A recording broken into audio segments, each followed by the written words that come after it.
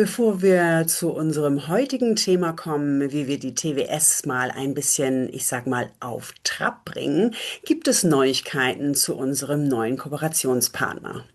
Wie schon letzte Woche angekündigt, wird übermorgen, also am Freitag, Emil Yusifov zu Gast sein, der Autor des Buches Cashflow-Strategie. Er wird seinen Börsenbrief vorstellen, seine Cashflow-Strategie vorstellen und er hat noch etwas Tolles für euch im Gepäck. Wie ihr wisst, habt ihr immer einen finanziellen Vorteil über diesen Kanal, aber bei Emil kommt noch ein kleines Highlight hinzu. Alle, die seinen Börsenbrief abonnieren, bekommen zusätzlich kostenlos sein Buch Cashflow Strategie nach Hause geschickt. Also nicht nur als E-Book, sondern tatsächlich als Taschenbuchausgabe. Dazu aber nachher noch mehr im Video. Hallo, mein Name ist Nicola von Börse und Co. einfach erklärt und heute sende ich euch einen herzlichen Gruß von der superschönen Insel Gran Canaria. Bevor es losgeht, dieses Video wird von links präsentiert und wir sehen uns gleich wieder.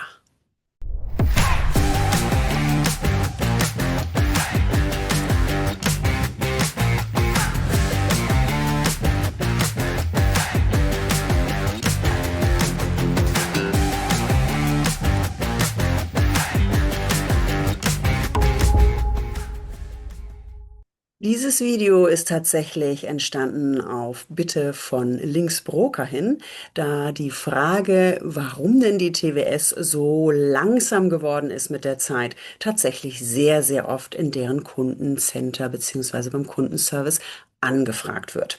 Und deswegen die Frage an mich, kannst du dazu mal ein Video machen? Dann können wir darauf verweisen. Das mache ich natürlich sehr gerne. Stellen wir uns erstmal die Frage oder beziehungsweise beantworten wir die Frage, warum wird denn der Rechner beziehungsweise die TWS immer langsamer?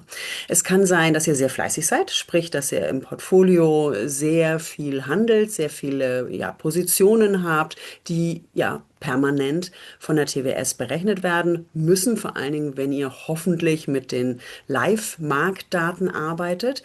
Da könnt ihr euch sicherlich vorstellen, wie viel Rechenkapazität dahinter hängt, damit das dann auch alles stimmt und passt. Zusätzlich kommt hinzu, wenn ihr zum Beispiel Charts angelegt habt mit verschiedenen Indikatoren, die abgespeichert habt oder in der Mosaikansicht fleißig seid, verschiedene Fenster miteinander verknüpft habt und so weiter und so weiter. Alles das braucht natürlich viel Speicherkapazität und da kann es dann doch schon mal sein, dass dann die TWS immer langsamer wird. Aber da gibt es Abhilfe. Und heute möchte ich euch einmal zeigen, wie ihr das wieder beschleunigen könnt, das Ganze. Dafür geht ihr hier oben links in der Ecke auf das Wort Bearbeiten und dann findet ihr hier, bei mir ist es zumindest so, ganz unten die globale Konfiguration.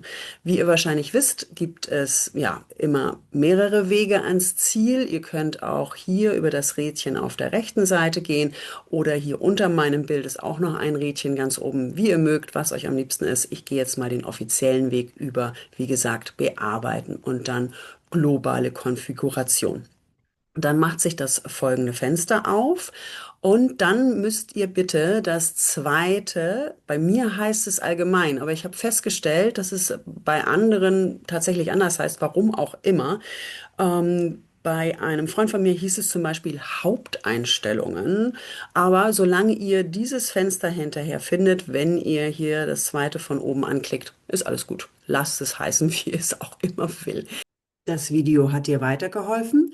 Dann freuen wir uns, wenn du auch uns jetzt weiterhilfst. Ansonsten kann dieser Kanal nicht weiter wachsen. Gern den Daumen hoch anklicken, den Kanal abonnieren, tolle Kommentare dalassen und den Thanks-Button ausprobieren. Herzlichen Dank. So, dann müssen wir hier die Speicherbelegung in MB höher setzen, beziehungsweise ihr müsst das machen, falls es denn jetzt bei euch so sein sollte. Die TWS möchte es immer in NB-Angaben haben. Das bedeutet, die kleinste Einheit wäre jetzt 1024. Ich bin jetzt schon bei der zweiten Einheit hier, zumindest in meinem Paper Trading, bei 2048. Ihr könntet also dann, wenn ihr mit 2048 nicht klarkommen solltet, dann die 3072 nehmen. Das wäre dann die nächste Stufe. Aber wenn ihr da schon sein solltet, dann können wir natürlich noch eine Stufe höher gehen und dann auf 4096, dann seid ihr bei 4 Gigabyte und das sollte dann tatsächlich wirklich erst einmal ausreichend sein.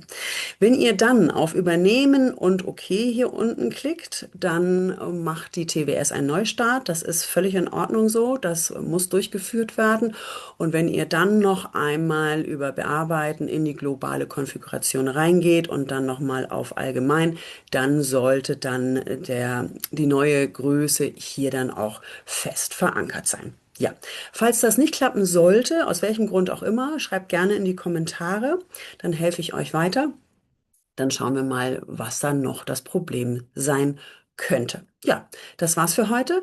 Ich habe noch eine kleine Ankündigung zu machen und zwar sieht es jetzt bei uns folgendermaßen aus.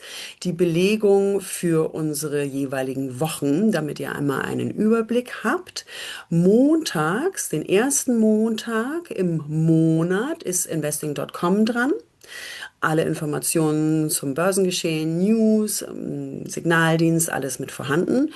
Am zweiten Montag im Monat ist die Options App dran, also automatisierter Optionshandel.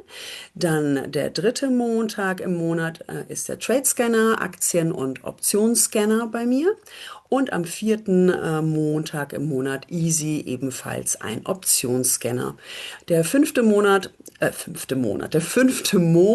ist ja nicht immer vorhanden, wie ihr wisst. Deswegen hier in Klammern und da variiert das Thema, ob er nun da ist oder nicht. Mittwochs bleiben wir ganz, ganz treu der TWS. Egal welcher Mittwoch, da habt ihr immer ein neues Thema. Ihr könnt natürlich auch sehr gerne weiterhin, wie ihr es auch schon immer getan habt, gerne in die Kommentare schreiben, was ich euch gerne zeigen soll, was ihr erklärt haben möchtet. Freitags ist jetzt auch schon voll. Am ersten Freitag des Monats ist Cashflow-Strategie dran mit Emil Yusifov. Der ist ja dann übermorgen, wie ich eingangs schon erwähnte, das erste Mal da und ja, zeigt die Cashflow-Strategie, sagt ein paar Worte zu sich selbst und seinem Buch. Und ja, es ist auch ein neues Buch in den Startlöchern, was praktisch eine Fortsetzung ist, wo er aufzeigen wird, wie sich sein Börsenbrief entwickelt hat, seit er das erste Buch auf den Markt gebracht hat. Und er hat eine unglaubliche Performance. Ihr solltet wirklich einschalten am Freitag, zumal er auch ein sehr, sehr sympathischer Mensch ist. Den zweiten Freitag hat dann Marina im Griff sozusagen finanzielles Mindset oder allgemeines Mindset nach Dr. Joe Dispenza.